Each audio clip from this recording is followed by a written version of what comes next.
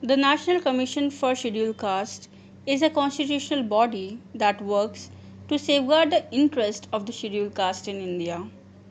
It seeks to offer the scheduled caste community a protection from discrimination and exploitation, as well as providing facilities to uplift the scheduled caste community.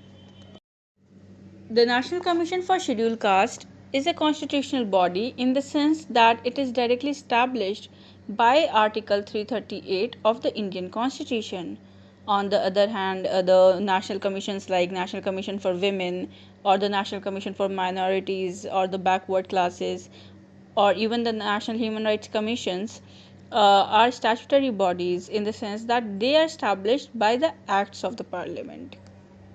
See, originally Article 338 of the Indian Constitution provided for the appointment of a special officer for scheduled caste and scheduled tribes to investigate all matters relating to the constitutional safeguards for the scheduled caste and scheduled tribes and to report to the president on their working. And he was designated as the commissioner for scheduled caste and scheduled tribes and assigned the said duty. But in 1978, the government through a resolution set up a non-statutory multi-member commission for scheduled caste and scheduled tribes. Further, in 1987, the government through another resolution modified the functions of the commission and renamed it as the National Commission for Scheduled Caste and Scheduled Tribes. And later, by the 65th Constitutional Amendment Act of 1990, provided for the establishment of a high-level multi-member National Commission for Scheduled Caste and Scheduled Tribes in the place of a single special officer for Scheduled Caste and Scheduled Tribes. So this constitutional body replaced the Commissioner of Scheduled Caste and Scheduled Tribes as well as the commission set up under the resolution of 1987.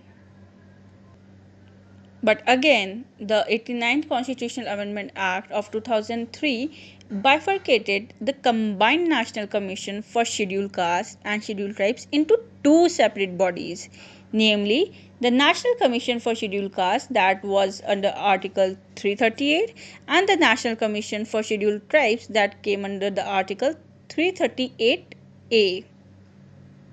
Therefore, the separate National Commission for Scheduled Caste came into existence in 2004 and it consists of a chairperson, vice chairperson and 3 other members.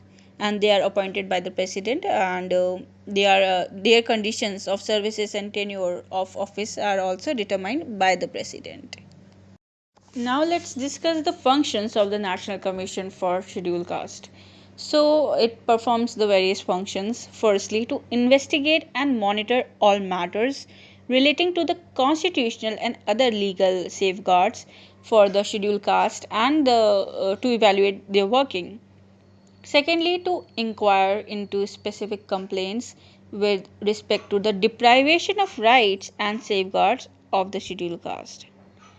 Thirdly, to participate and advise on the planning process of socio-economic development of the scheduled caste and to evaluate the progress of their development under the union or a state government.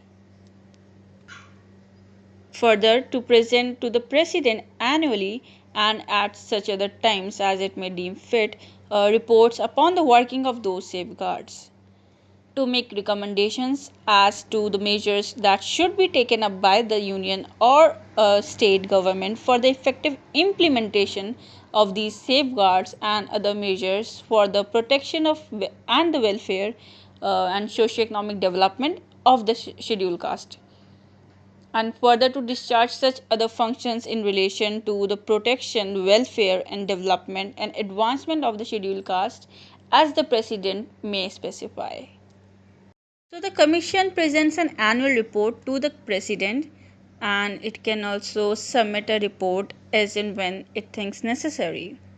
The president places all such reports before the parliament along with a memorandum explaining the action taken on the recommendations made by the National Commission for Scheduled Caste.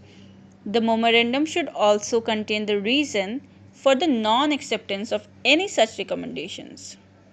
Further, the President also forwards any report of the Commission pertaining to a state government to the state governor. The governor places it before the state legislature along with the memorandum explaining the action taken on the recommendations of the Commission, and the memorandum should also contain the reason for the non acceptance of any such recommendations.